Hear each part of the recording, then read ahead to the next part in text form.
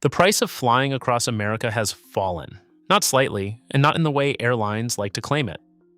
Adjusted for inflation, the average domestic fare in the United States is down about 37% since the government started keeping records in 1995 and 39% below the peak it hit in 2000. That's the Bureau of Transportation Statistics, not an airline press release. And your trip costs you more than it used to. Both of those are true at once. Neither is an accounting trick, and neither side is lying. In 2016, airlines worldwide collected $67.4 billion outside the ticket price.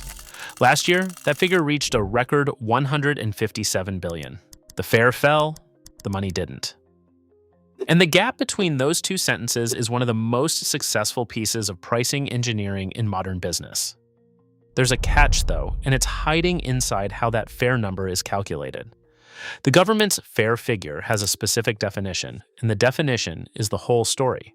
It counts the price charged at the time of purchase, plus taxes levied by an outside party.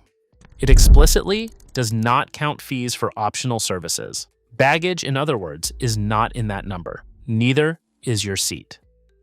So the official measure of what flying costs was built around a ticket that used to contain everything, and it is still measuring a ticket that now contains almost nothing. It isn't wrong, it's answering a question that stopped matching the product. Which brings us to the mechanism, and it has a name in the industry: unbundling. Take everything that used to live inside the fare, the checked bag, the seat assignment, the boarding position, the legroom, the ability to change your mind, and sell each one back separately. The fare no longer buys a trip. It buys transportation, in the narrowest sense. Your body moved from one city to another with nothing attached. Here's the part that makes it work, and it's the load-bearing idea. The fare is the number you shop. Everything else gets priced after you've stopped comparing. Think about how you book. You open a search, you sort by price, you look at a column of numbers, and you pick a low one. Every decision that matters is made against that single figure. The bag, the seat, the boarding group, those come later on a different screen after you've already chosen.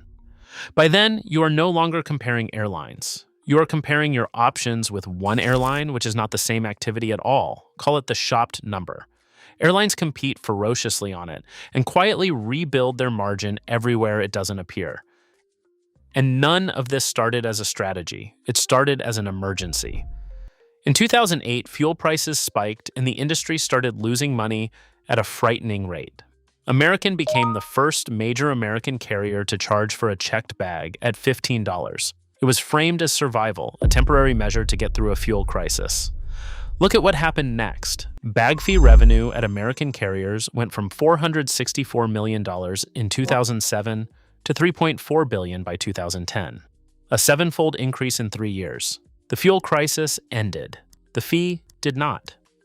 Nothing that generates $3 billion in 3 years is ever described as temporary again, and it kept compounding. Government figures put American carriers' checked bag revenue at $5.3 billion in 2021, $6.7 billion in 2022, $7.07 billion in 2023, and more than $7.2 billion in 2024. American, Delta, and United each cleared $1 billion on bags alone. The fee has also started behaving less like a fee and more like a fare. JetBlue introduced pricing that makes a checked bag cost more during busy travel periods than quiet ones. The bag doesn't weigh more at Thanksgiving. You are simply more captive. And here's where the usual telling gets it wrong. It's tempting to say this is the budget airline model spreading upward, Spirit's playbook infecting everyone else. That is not what the numbers show. Look at United, a full-service legacy carrier. In 2023, United earned $1.3 billion from seat fees alone, not bags. Seats. Charging you to choose where you sit on an aircraft you have already paid to board. According to a United States Senate subcommittee investigation, that was the first year, since at least 2018, in which United's seat fee revenue exceeded what it made from checked bags. That same investigation found American, Delta, United, Spirit, and Frontier collectively took in $12.4 billion in seating fees between 2018 and 2023. And in the industry rankings of total ancillary revenue, the top three names are not the ultra-low-cost carriers. They're United at $10.6 billion, Delta at $10.2, and American at $9.2. So this isn't Spirit's model spreading. This is every airline's model now, and the legacy carriers are the largest operators of it. And if you want the moment the argument ended, it happened at the one airline that had refused for half a century. Southwest built its entire brand on bags flying free. It ran that promise for more than 50 years and advertised it relentlessly because it was the single clearest way to be different. In 2025, under pressure from an activist investor to improve returns, Southwest started charging $35 for the first checked bag. The airline's own projection for what that change would bring in was $1.5 billion a year. That is the price of a principal, stated publicly by the last major holdout. Nobody in American aviation is outside this model now. The difference is proportion. Ancillary revenue is 15.7% of global airline revenue, up from 9.1% in 2016. But across individual airlines, that share ranges from 3.2% to 62%. In 2024, Frontier crossed 60% for the first time at 62%. Spirit sat at 58.7%, Volaris at 55.3%, Allegiant around 53%. Read that carefully. For those carriers, flying you is no longer the main business. It's the thing that creates the opportunity to sell you everything else. Now stop looking at what you're charged and look at who decides. Because there's an assumption buried in the phrase seat fee that doesn't survive contact with how this works. The assumption is that a price reflects a cost. An extra legroom seat costs the airline something to provide, so it costs you something to buy. That relationship broke a long time ago. An empty business class seat 90 minutes before departure costs the airline essentially nothing. The fuel is burning either way. The seat is flying either way. Whatever it cost to install was spent years ago. So what is it worth? Whatever you'll pay for it. And there is now an industry built entirely around finding that number. The largest player is a Montreal company called Plusgrade. Most passengers have never heard of it, and it sits behind the upgrade offers at over 100 travel companies, including some of the biggest airline brands in the world.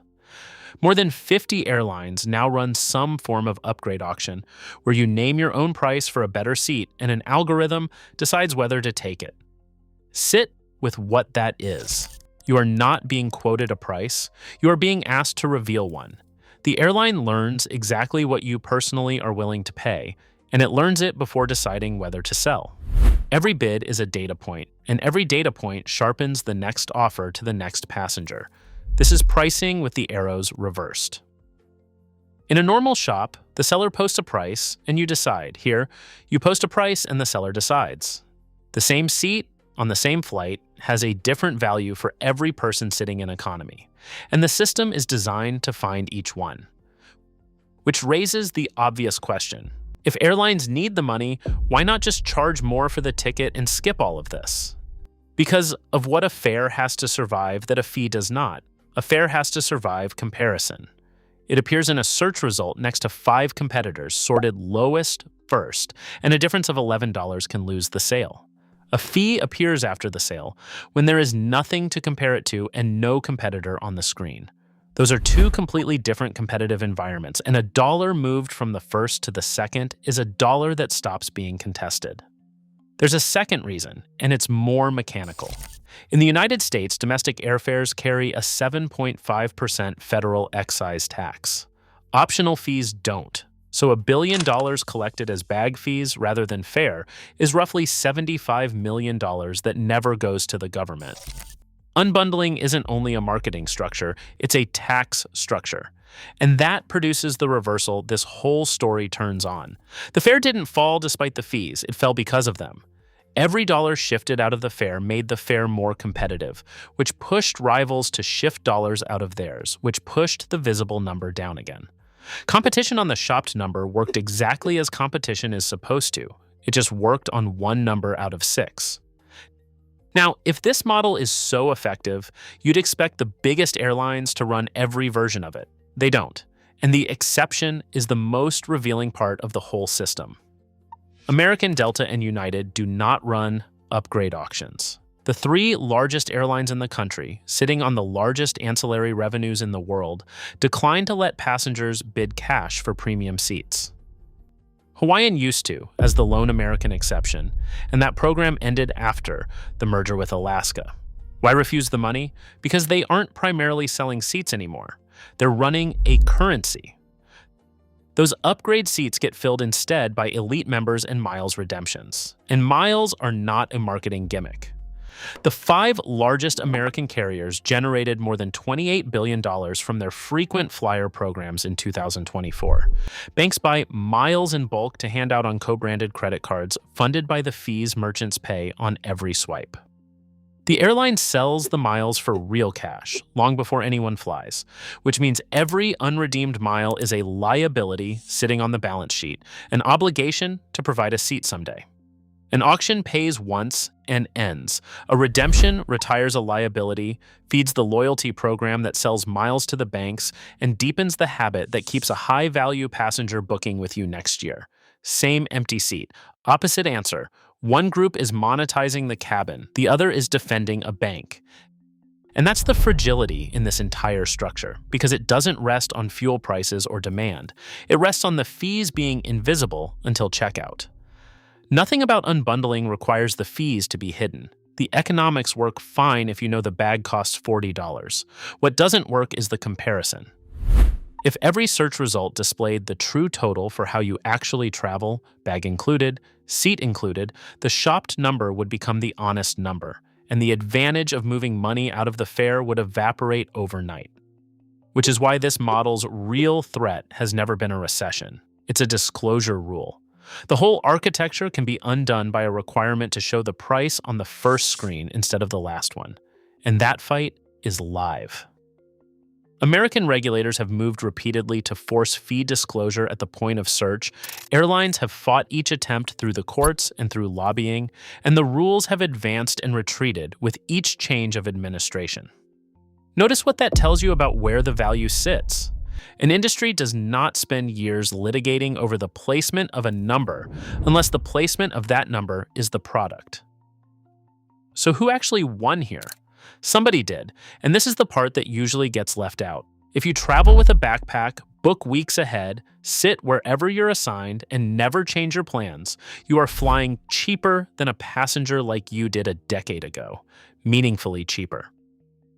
That fare decline is real, and it's yours. Unbundling stopped charging you for services you were never using, and someone paid for it. If you check a bag, you pay. If you have 2 children and want to sit near them, you pay. If your schedule might move, you pay. If you're tall, you pay. If you're traveling for a funeral booked the day before, you pay the most of anyone. That's the transfer. Airlines didn't become more expensive. They became cheaper for the passenger with nothing and no obligations, and more expensive for the passenger with luggage, a family, or a life that changes. The cost didn't go up or down so much as it moved from everyone to some people. And the industry stopped telling you which one you are before you buy. For scale, the trade body's own forecast puts the industry's net profit at around $7.90 per passenger carried. Every fee, every auction, every unbundled seat assignment is a fight over roughly the price of a sandwich per person. That's how thin this business is, and it's why nobody is giving these fees back. So the ticket got cheaper and the flight got more expensive, and both of those sentences describe the same decision. Airlines didn't raise the price, they moved it to where you weren't looking. There's one more thread here. Those miles the big airlines guard so carefully are recorded as a debt, tens of billions of dollars owed in seats that haven't been flown yet, which raises a question nobody at an airline enjoys answering. What happens when the currency an airline invented gets bigger than the airline?